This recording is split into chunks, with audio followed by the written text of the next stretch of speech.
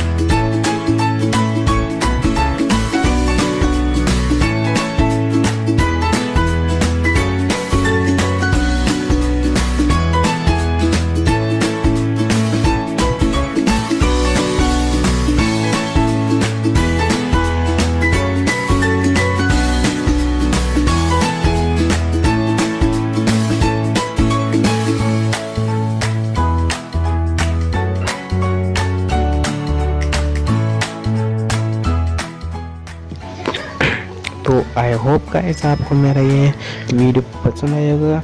अगर आपको हमारा वीडियो पसंद आया है तो प्लीज़ इसे लाइक कीजिए और हो सके तो अपने दोस्तों के साथ शेयर कीजिए। और friends, don't forget to subscribe.